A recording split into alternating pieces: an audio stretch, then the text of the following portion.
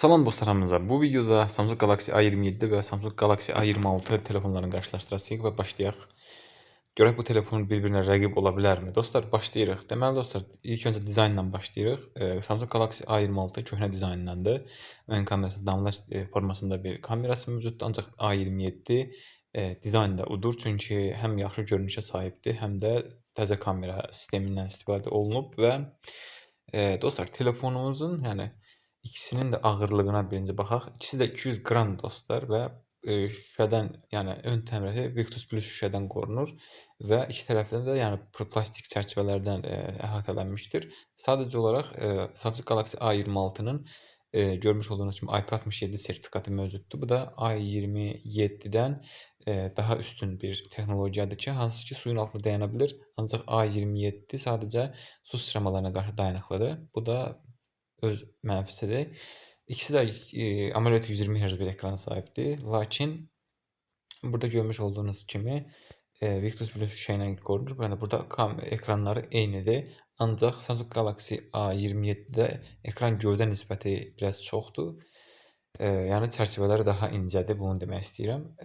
A26 Android 15 ilə gəlir, A27 Android 16 ilə gəlir. Daha yeni nə deyim, Android versiyası A27-dədir.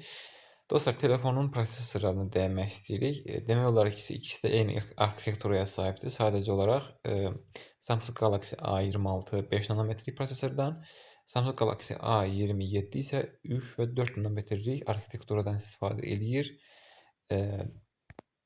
Və nüvə tezlikləri də eynidir. Sadəcə olaraq Samsung Galaxy A27-nin ekran kartı biraz daha güclüdür. Adreno 710. Samsung Galaxy A26'nın ekran kartı isə Mali-G 68 MP5'dir. Biraz Adreno 710'dan geri qalır. Dostlar, daxili yaddaşımızın formatı yenə A27'də üstündür.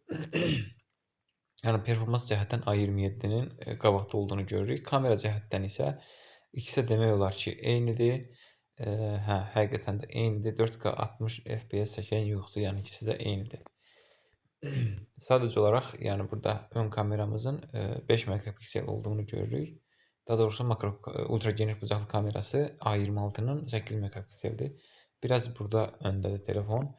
Ön kamerası bir dəqiqə, telefon orientasiyası pozuldu.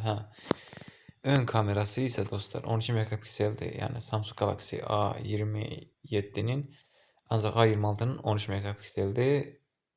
Və dostlar, ikisi də 1080p 30 fps video çəkir. Dostlar, ikisinin də yəni qulaqçı girişi yoxdur.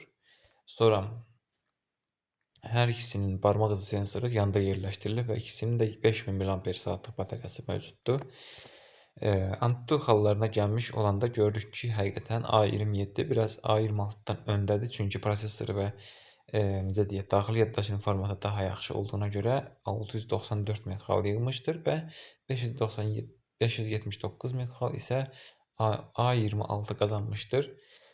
Dostlar, yəni görmüş olduğunuz bu iki telefon aralarında az bir fərqlə biraz A27 performansda, biraz dayanıqlılıq barəsində isə A26 A27-dən daha yaxşı görünür. Yəni bu telefonların arasında çox da bir fərq yoxdur. Dostlar, videodan bu qədər. Özünüzə yaxşı baxın. Sağ olun, salamat qalın.